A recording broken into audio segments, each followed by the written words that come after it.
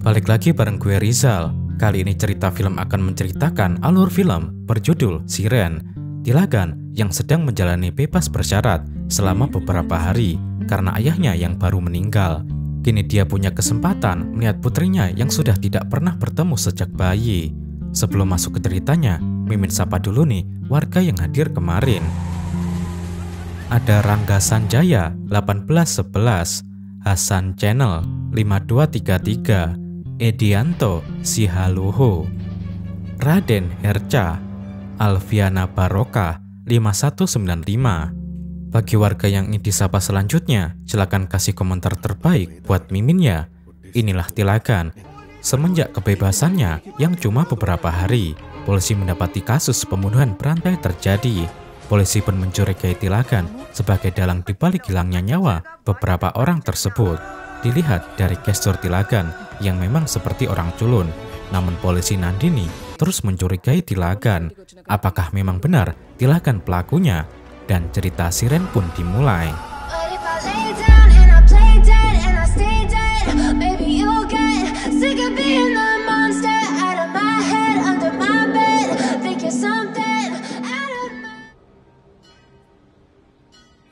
Seorang siswi bernama Malar sangat membenci ayah kandungnya. Sejak kecil, Malar sering dijauhi teman-temannya karena ayah Malar telah melakukan pembunuhan. Malar malu memiliki ayah narapidana.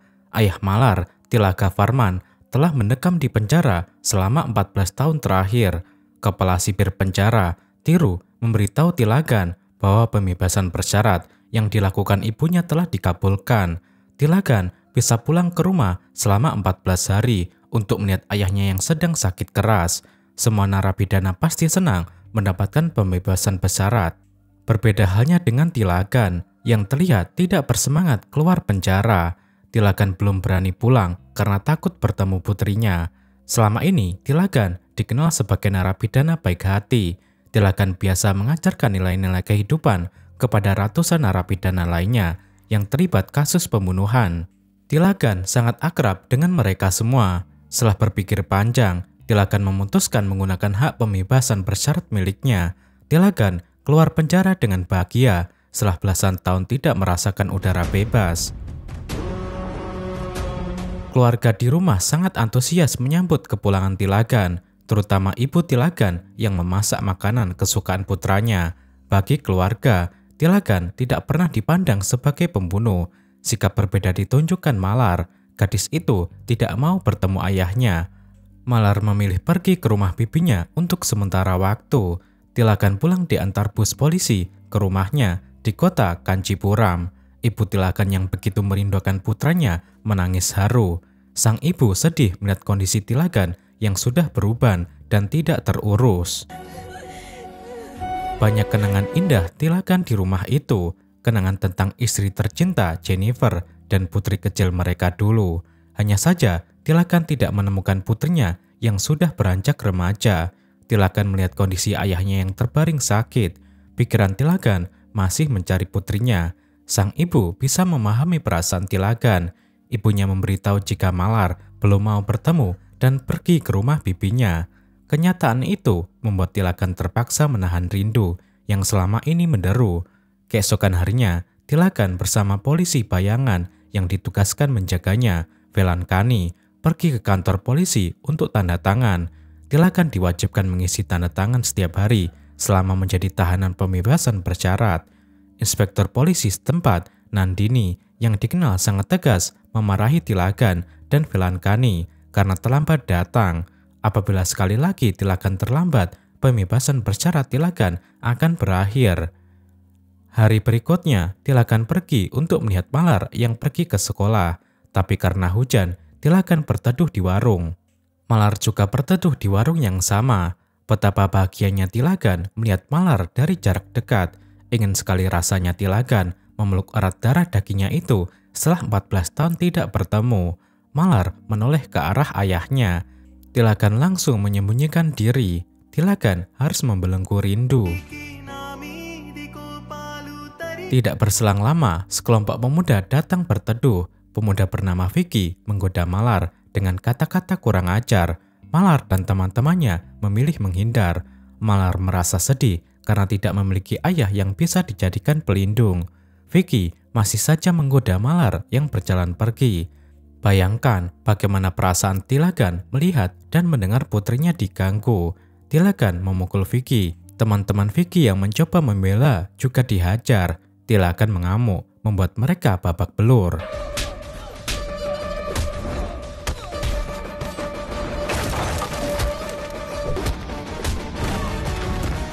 Perkelahian terhenti setelah polisi patroli melintas. Tilagan bergegas pergi agar tidak terlibat masalah. Sedangkan para pemuda yang dianggap berbuat onar diamankan ke kantor polisi. Pada saat Tilagan datang tanda tangan ke kantor polisi, Vicky dan teman-temannya sudah ada di dalam penjara. Vicky menyebut Tilagan adalah orang yang telah memukul mereka. Tindakan Tilagan disalahkan oleh Subinspektur Murti. Pembebasan bersyaratnya bisa berakhir karena telah membuat keributan. Tilagan menjelaskan alasan dirinya hilang kendali. Anak-anak muda itu dipukul karena telah mengganggu putri Tilagan. Penjelasan Tilagan membuat Murti mengerti. Murti menyalahkan Vicky yang sudah berbuat tidak senonoh. Vicky juga sebelumnya beberapa kali pernah ditangkap polisi dengan kasus pencurian. Namun agar pembebasan bersyarat Tilagan tidak terganggu, Murti akan melepas Vicky dan teman-temannya. Malam harinya, Tilagan mengajak Velankani untuk menikmati suasana dengan minum-minum. Mereka pergi ke toko miras. Di waktu yang sama, politisi berpengaruh sekaligus ketua kasta di kota Kanjipuram, Manikam Tanggam, datang untuk minum di tempat. Orang kepercayaannya, Anbu, meminta izin tidak bisa menemani karena ada pekerjaan yang harus diurus. Rupanya Anbu memiliki rencana lain. Anbu menelepon anak buahnya, Manikandan, untuk membunuh Manikam di toko miras. Anbu ingin melenyapkan Manikam sejak lama agar bisa menguasai partai dan kastanya. Mani pun bergegas pergi dengan upah 50 lak. Sementara Tilagan dan Velankani sudah mendapatkan minuman. Mereka pergi untuk minum di tempat lain. Anehnya, Vicky juga datang ke toko miras. Tilagan bersama Velankani menikmati minuman di pinggir jalan yang sepi. Velankani sampai mabuk berat, sedangkan Manikam asik minum sendiri. Manikam tidak suka diganggu siapapun. Pemilik toko saja, Jackie, dimarahi karena membuat kebisingan saat merapikan meja. Manikandan yang ditugaskan Anbu untuk membunuh Manikam sudah sampai di toko. Listrik di toko tiba-tiba mati. Dalam kegelapan, Mani menusuk leher Manikam berkali-kali hingga meninggal.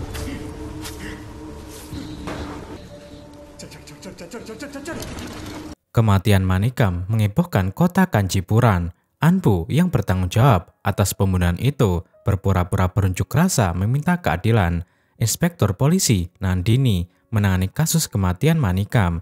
Pemilik toko, Jackie, dimintai keterangan selaku orang pertama yang menemukan mayat. Jackie memberitahu listrik di toko sempat padam saat kembali dari mengantar minuman. Manikam juga ditemukan sudah terbunuh. DSP polisi Nanggalingam datang ke TKP. Nanggalingam ragu Nandini bisa menyelesaikan kasus tersebut, mengingat Nandini pernah memiliki masalah dengan Manikam. Kepada media dan para pendukung Manikam, Nanggalingam berjanji akan menemukan pelaku pembunuhan. Nanggalingam yang merupakan bagian dari kasta yang sama tidak akan mengampuni siapapun. Mani yang telah membunuh Manikam menerima bayaran dari Anbu. Namun, Mani dipaksa menyerahkan diri ke kantor polisi agar nama Anbu tidak terseret. Anbu tidak segan-segan akan membunuh Mani jika mencoba melarikan diri. Sementara Tilagan meminta bantuan Velankani agar bisa menjual aset tanahnya. Velankani menelepon Anbu meminta bantuan mendapatkan pembeli tanah. Anbu setuju-setuju saja membantu. Velankani dipersilahkan datang besok pagi pukul 8 ke villa. Pembunuhan Manikam terus diselidiki oleh Inspektur Nandini. Dokter yang melakukan autopsi, Nadesan, menyebutkan Manikam tidak hanya ditusuk lehernya sebanyak 8 kali, tapi juga mengalami pendarahan di telinga dan hidung. Pola pembunuhan seperti itu telah terjadi sejak tahun 1995. Baru-baru ini, pembunuhan serupa terjadi di dekat Trichy. Begitu pula dengan kasus 6 bulan lalu. Orang yang melakukan pembunuhan seperti itu sempat ditangkap, namanya David, yang ditahan di penjara pusat. Nandini menyelidiki keberadaan David. Rupanya David orang bisu dan tuli. Sayangnya David diketahui telah meninggal. Penyelidikan Nandini menemui jalan buntu. Nandini meminta keterangan Jackie lagi untuk mendapatkan petunjuk. Perhatian Nandini tertuju pada jam tangan Jackie. Jam tangan itu disebut hadiah yang didapatkan dari pacarnya.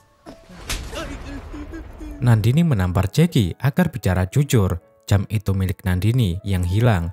Jackie terpaksa mengakui jam tangan itu ditemukan di tokonya setelah pemeriksaan polisi. Selain itu, Jackie memberitahu ada petugas polisi dan temannya dari luar negeri yang datang ke toko pada malam kejadian.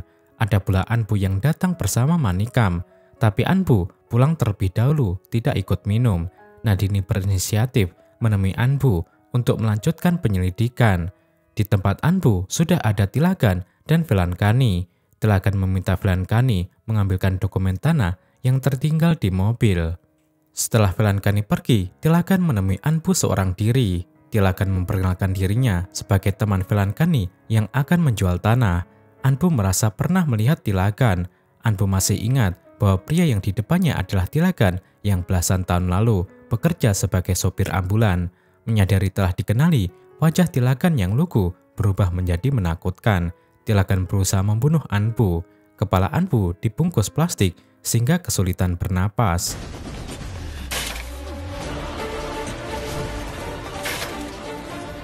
Bengek Anbu kambuh. Tilagan memberikan obat bengek yang sudah berada di tangannya.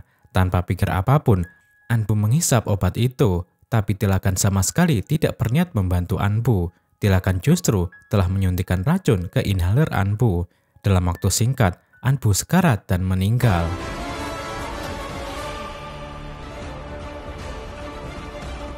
Setelah menghabisi Anbu, Tilagan pura-pura lugu lagi. Velankani yang tidak tahu apa-apa mengajak Tilagan segera pergi.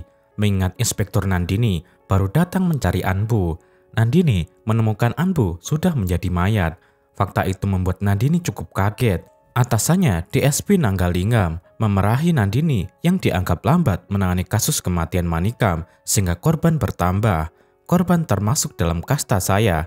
Jika kalian tidak menemukan pembunuhnya, semua polisi di stasiun ini tidak akan selamat, ancam Nanggalingam. Nandini berpikir keras untuk mengungkap kasus pembunuhan Manikam dan Anbu. Informasi dari Anbu gagal didapatkan. Nandini harus mengetahui polisi yang sempat datang ke toko miras. Jackie dibawa ke kantor polisi untuk mengidentifikasi polisi yang dimaksud. Jackie tidak bisa menemukannya karena Velankani tidak ada di sana.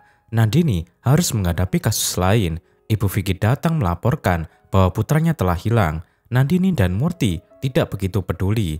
Vicky adalah pemuda yang biasa melakukan pencurian. Murti menyebutkan Vicky tidak hanya biasa mencuri, Vicky juga mulai mengganggu gadis-gadis. Minggu lalu, Vicky pernah dipukul oleh ayah seorang siswa karena bersikap kurang ajar. Nandini penasaran dengan pria yang telah memukul Vicky. Murti terpaksa menyebut nama Tilagan. Nandini menyelidiki latar belakang Tilagan. Fakta unik ditemukan Nandini. Tilagan berasal dari penjara pusat tempat David ditahan. Sama itu tidak mungkin kebetulan. Nandini menduga Tilagan juga orang yang datang ke toko bersama petugas polisi.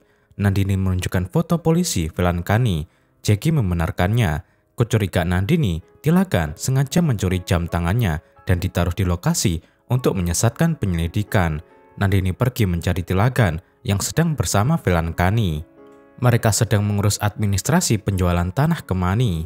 Nandini yang datang bersama pasukannya langsung menyeret Tilagan. Peristiwa itu dilihat oleh Malar. Tilagan jadi malu. Malar pasti akan semakin membencinya. Tapi Nandini tidak peduli. Nandini membawa paksa Tilagan ke kantor polisi.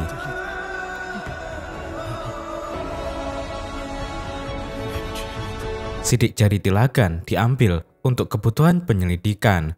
Nandini kemudian membawa Tilagan menemui hakim di rumahnya. Pembebasan bersyarat Tilagan harus diakhiri karena telah melakukan 2 pembunuhan. Hilangnya seorang pemuda juga diduga oleh Tilagan. Di hadapan hakim, Tilagan menunjukkan wajah polos. Tilagan membantah melakukan pembunuhan. Polisi melakukan penangkapan tanpa bukti apapun. Nandini meyakinkan hakim bahwa Tilagan bersalah. Tilakan keluar penjara dengan pembebasan bersyarat tanggal 10. Pembunuhan pertama terjadi pada tanggal 14 dan pembunuhan kedua tanggal 18. Pola pembunuhan yang dilakukan sama persis. Sekali lagi, Tilakan memberikan bantahan. Pembunuhan dengan pola yang sama juga pernah terjadi tanggal 8 di sebuah jembatan. Padahal saat itu Tilakan masih di dalam penjara. Nandini terbojok karena belum mengetahui pelaku pembunuhan tanggal 8. Hakim memutuskan untuk tidak mengakhiri pembebasan bersyarat Tilakan. Nandini berhasil dipecundangi. Tilakan tidak mau mengakui dirinya sebagai pembunuh Anbu. Tilakan masih ingat awal-awal berada di penjara. Tilakan sempat berusaha kabur melarikan diri, namun Tilakan tertangkap dan disiksa polisi. Narapidana senior Kalimutu mengetahui Tilakan adalah orang baik yang divonis penjara dengan kasus pembunuhan palsu. Kalimutu menyarankan Tilakan mengelola dendamnya. Sejak itulah Tilakan bersikap baik di dalam penjara. Tilakan tetap membaca koran untuk mengetahui perkembangan musuh-musuhnya.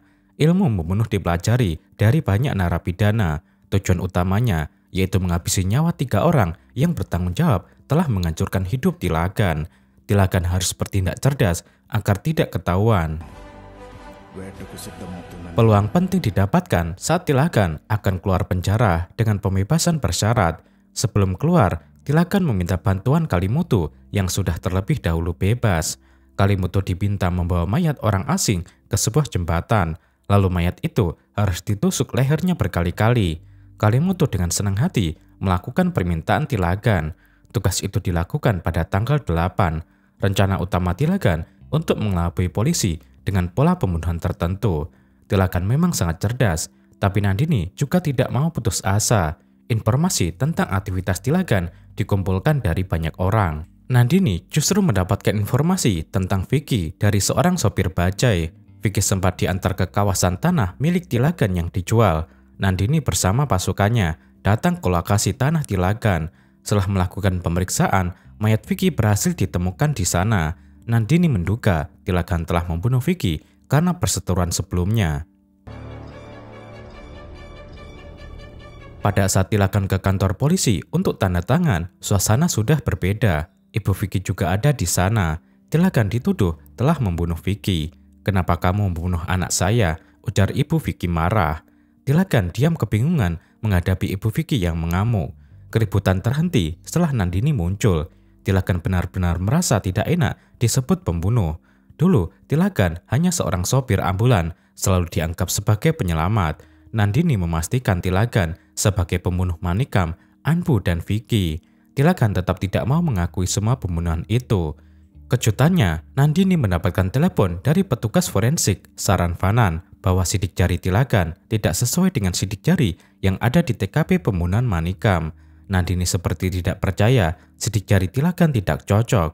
Nandini mencoba membawa sidik jari Vicky ke bagian forensik. Hasilnya, sidik jari itu sesuai dengan yang ada di TKP. Kini, Nandini baru menyadari bahwa jam tangannya tidak pernah diambil Tilakan, tapi dicuri oleh Vicky. Jam tangan itu pasti terlepas saat Vicky melakukan pembunuhan. Untuk mengungkap berbagai misteri yang ada, panggilan telepon Vicky diselidiki. Orang bernama Mani diketahui berbicara terakhir kali dengan Vicky melalui telepon. Mani ditangkap untuk mendapatkan kebenaran. Setelah disiksa, Mani bicara jujur bahwa dirinya telah membunuh Vicky. Mani mengungkap fakta baru yang cukup mengejutkan. Kepada DSP Nanggalikam dan Inspektur Nandini, Mani menceritakan secara detail kronologis pada malam kematian Manikam. Vicky ada di toko miras karena diajak oleh Mani untuk membunuh Manikam. Ternyata Vicky lah yang mematikan listrik. Mani kemudian datang dan langsung menusuk Manikam hingga meninggal.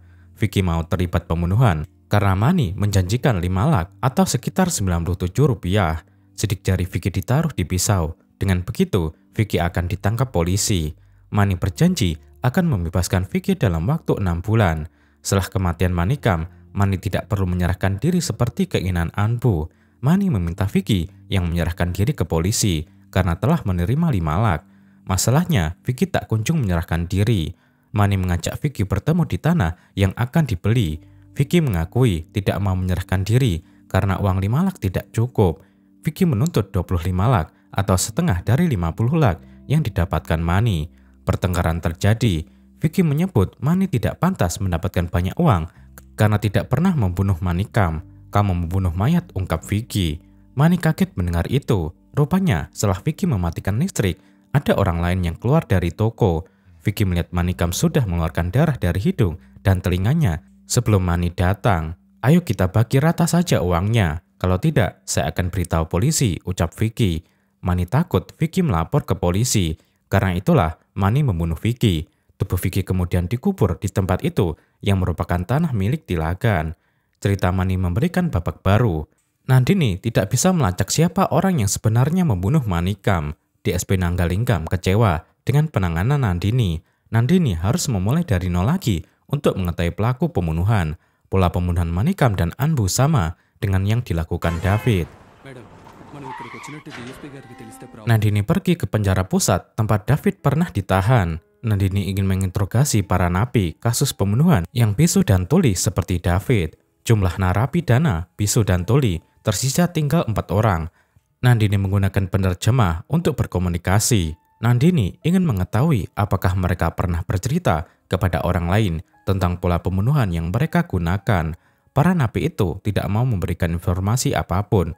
Mereka memilih untuk pergi. Nandini jadi kesal dan memberikan tamparan keras. Keributan terjadi. Kepala sipir penjara, Tiru, mengingatkan Nandini untuk tidak melakukan kekerasan. Tiru meminta interogasi dihentikan. Interogasi bisa dilanjutkan besok. Kebetulan, orang yang biasa menjadi penerjemah para napi, bisu dan tuli itu akan kembali ke penjara besok pagi. Namanya Tilagan, tahanan yang sedang menjalani pembebasan bersyarat. Nandini kaget mendengar nama Tilagan disebut, apalagi Tilagan sangat akrab dengan semua napi kasus pembunuhan. Nandini tidak keliru pernah mencurigai Tilagan sebagai pelaku pembunuhan. Nandini menunjukkan foto Tilagan kepada para napi. Wajah para napi sumringah bahagia. Bagi mereka, Tilagan adalah penyelamat banyak orang yang setara dengan Tuhan. Nandini memberitahu jika Tilagan telah melakukan pembunuhan di luar. Tilagan tidak pantas disebut Tuhan. Tilagan juga dijebloskan ke penjara karena telah melakukan pembunuhan istrinya sendiri.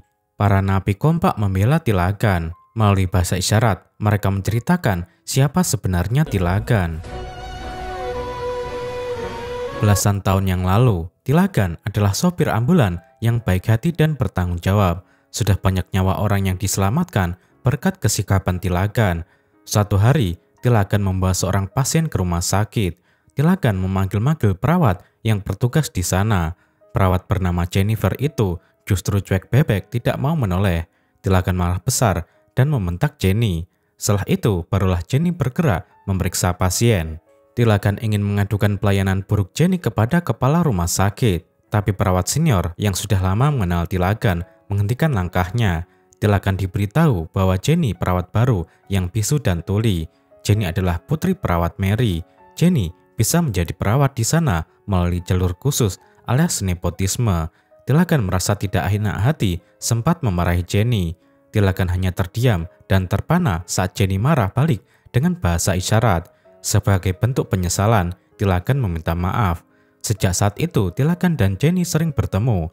Jenny juga mengajari Tilagan bahasa isyarat untuk memudahkan komunikasi. Seiring berjalannya waktu, mereka saling mencintai, berpacaran, lalu menikah. Kehidupan rumah tangga Tilagan dan Jenny sangat bahagia, aman sentausa.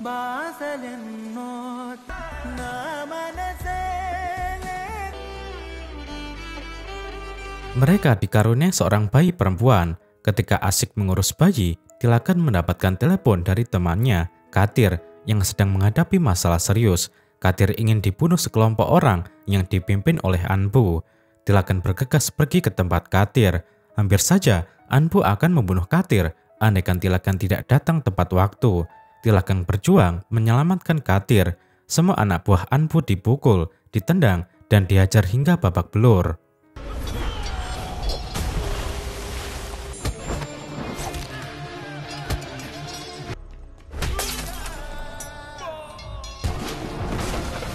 Kepandaian Tilagan dalam bertarung patut diacungi jempol. Anbu bisa dibuat pingsan tidak berdaya. Tilagan kemudian membawa Katir ke rumah sakit untuk diobati. Jenny mengobati Katir dengan cekatan. Setelah kondisi Katir membaik, petugas polisi datang meminta keterangan terkait apa yang telah terjadi. Rupanya Katir berpacaran dengan adik perempuan DSP Nanggaligam yang saat itu masih inspektur. Hubungan mereka tidak direstui karena berbeda kasta. Katir ingin tetap menikahi adik Nanggaligam. Akibatnya, Katir tidak hanya dihajar, tapi juga ingin dibunuh. Untungnya, Tilagan datang menjadi penyelamat. Atas upaya pembunuhan itu, Katir mengajukan kasus ke polisi. Tilagan juga mendukung penuh kasus itu dibawa ke jalur hukum. Masalahnya, Nanggaligam adalah inspektur polisi. Nanggaligam tidak bisa tersentuh hukum. Tapi untuk mengakhiri kasus itu, Nanggaligam menemui Tilagan secara langsung. Tilagan diminta untuk tidak ikut campur. Menurut Nanggaligam, pernikahan Katir tidak mungkin direstui karena Katir berasal dari kasta yang rendah. Oleh karena itu, Tilagan diminta tidak perlu memperpanjang masalah lagi. Jika tidak, Nanggaligam bisa berbuat apa saja kepada Tilagan. Diancam seperti itu sama sekali tidak membuat Tilagan gentar. Tilagan justru merasa geli. Orang seperti Tilagan yang sehari-hari melihat kematian sudah tidak memiliki rasa takut lagi. Nanggaligam merasa telah dihina. Ancaman Nanggaligam benar-benar direalisasikan. Istri Tilagan, Jenny, yang sedang menaiki bajai ditabrak truk. Jenny terluka. Untuk membuat Tilagan merasa ketakutan, Nanggaligam memberitahu Tilagan melalui telepon tentang nasib Jenny. Manikam juga muncul menusuk tubuh Jenny dengan parang. Tubuh Jenny diseret oleh Anbu. Tilagan sangat panik. Secepat mungkin Tilagan datang menyelamatkan Jenny. Tubuh Jenny ditemukan penuh luka-luka. Tilagan membawa Jenny yang sedang sekarat ke rumah sakit. Perjalanan ke rumah sakit harus diganggu oleh orang-orang dari kasta Nanggaligam. Ambulans Tilagan diserang banyak orang. Tilagan butuh waktu lebih lama untuk bisa sampai ke rumah sakit.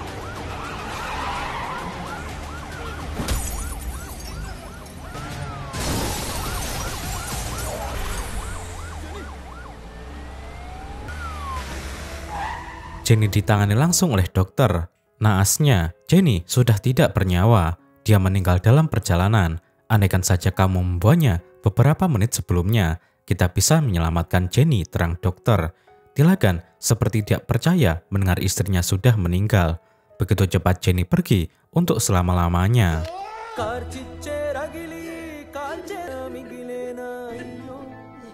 Tilagan sangat berduka dan merasa bersalah. Mayat Jenny dibawa pulang. Putri kecil mereka terus-terusan menangis. Hati Tilagan jadi semakin tersayat.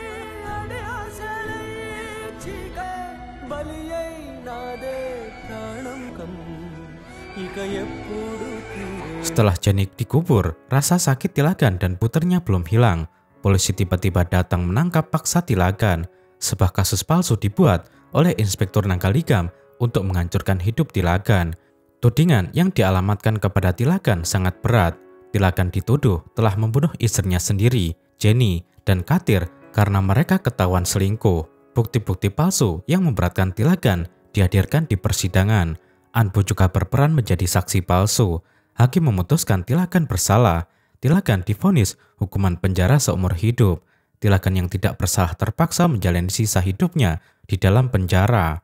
Cerita tentang masa lalu Tilagan selesai. Nandini semakin yakin jika Manikam dan Anbu dibunuh oleh Tilagan sebagai upaya balas dendam.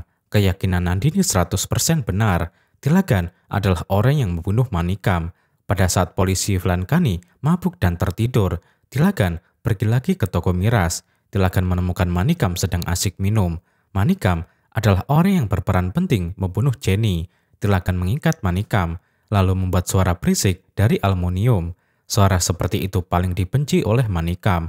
Suara itu sangat menyiksa hingga membuat Manikam terbunuh. Darah keluar dari telinga dan hidung Manikam.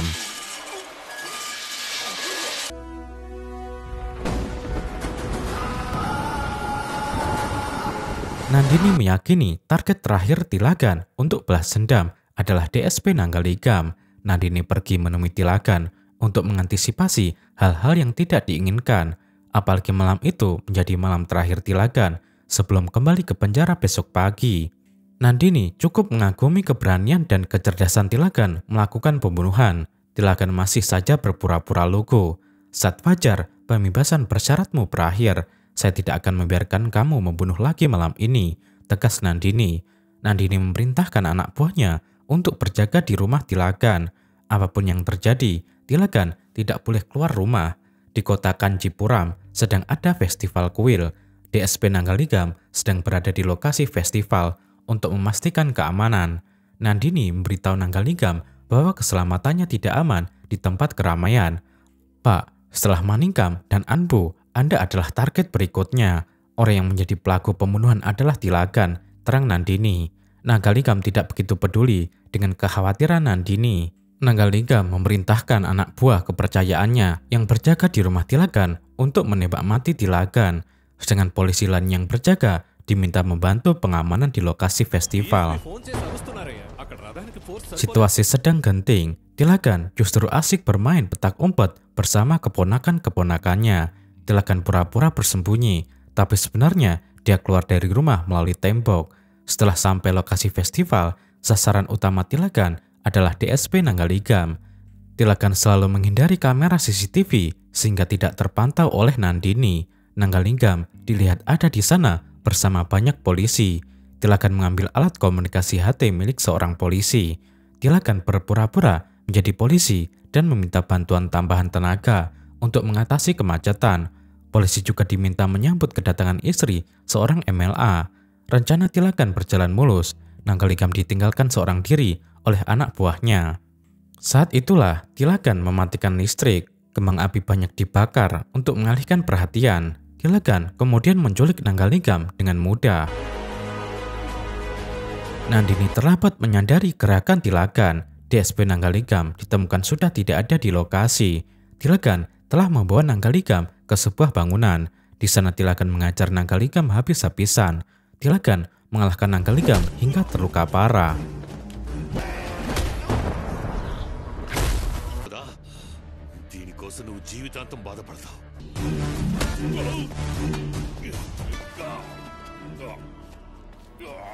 Nandini dan pasukannya datang mencari. Tilagan langsung pergi ke tempat itu.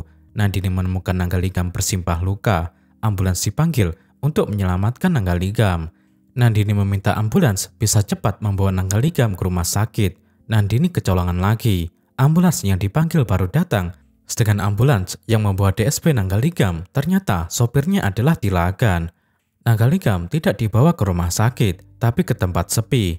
Tilagan ingin Nanggaligam merasakan kesakitan seperti yang dirasakan Jenny dulu. Nanggaligam meninggal di mobil. Tilagan bergerak cepat kembali ke rumahnya lagi agar tidak ketahuan. Ketika Nandini pergi memeriksa rumah Tilagan, pintu rumah dibuka sendiri oleh Tilagan. Nandini tidak menyangka akan menemukan Tilagan di rumahnya. Tilagan mengaku sedang bermain petak umpet. Polisi yang berjaga juga menjadi saksi. Nandini tidak bisa berbuat apa-apa tanpa bukti. Nandini kalah telak dan dibodohi.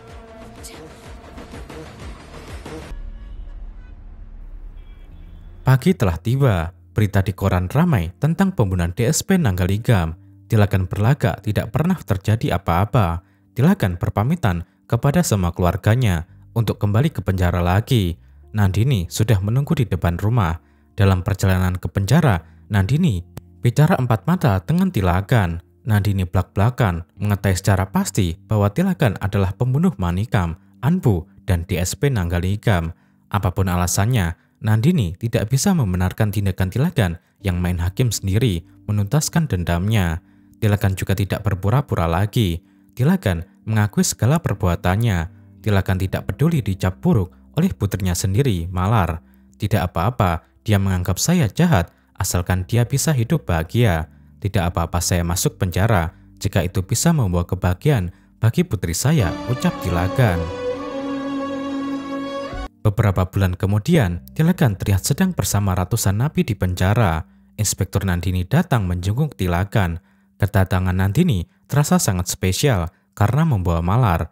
Entah apa yang telah dikatakan Nandini sehingga Malar mau ikut menjenguk ayahnya. Malar tidak lagi membenci sang ayah. Suasana itu membuat Tilagan sangat bahagia. Tilagan dan Malar menangis haru. Jika Malar tetap datang menjenguk, rasa-rasanya Tilagan akan selalu bahagia berada di dalam penjara. Dan film pun berakhir.